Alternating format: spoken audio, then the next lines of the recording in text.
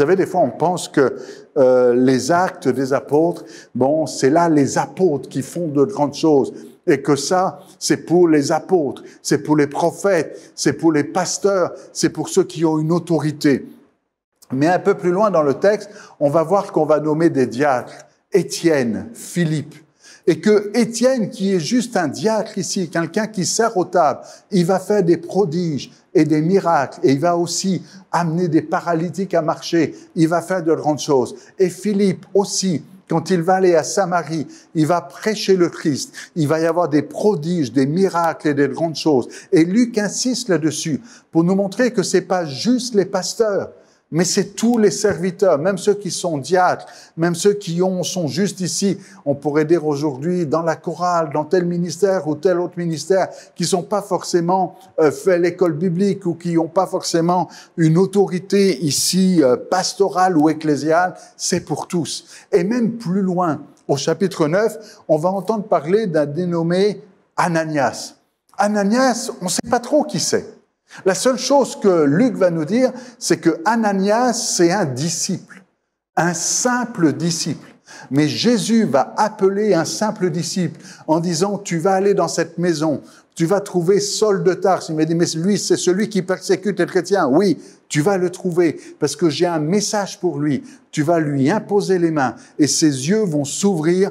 Tu vas lui imposer les mains et il va recevoir le Saint-Esprit. Et notez bien que le Seigneur n'a pas envoyé un apôtre. Il n'a pas demandé à Pierre ou à Jean ou à je sais quel apôtre d'aller imposer les mains à Saul de Tarse. Il envoie un simple disciple. Vous aussi. Peut-être qu'il y a des apôtres qui nous écoutent. Peut-être qu'il y a des pasteurs qui nous écoutent. Oui, évidemment, ce ministère, il est pour tous, mais il est aussi pour le simple chrétien, pour le simple disciple qui dit « ce que j'ai, je te le donne ».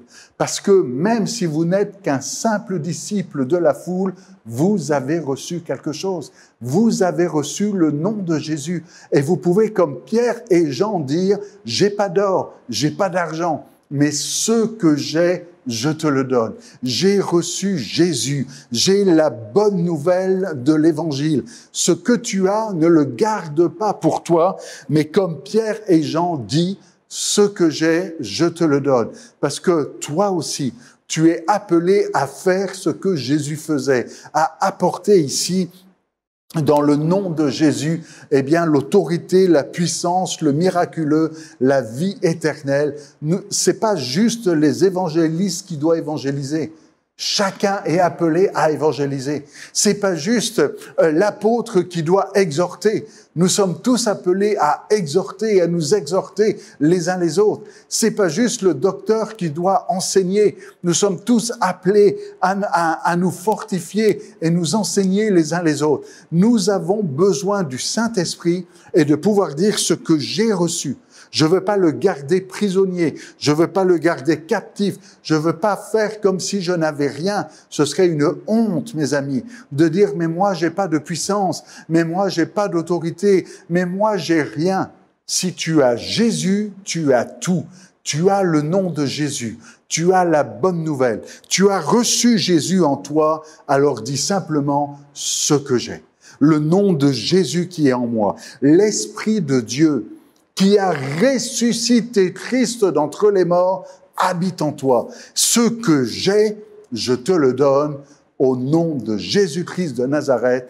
Lève-toi et marche. Alors, c'est pas un esprit de timidité que Dieu vous a donné. Ne dites pas, j'ai rien aujourd'hui, mais ce que tu as, c'est pas de l'or, c'est pas de l'argent, c'est bien plus important. Ce que tu as, c'est la bonne nouvelle. C'est la puissance dans le nom de Jésus. Ce que tu as, donne-le à celui qui a besoin autour de toi.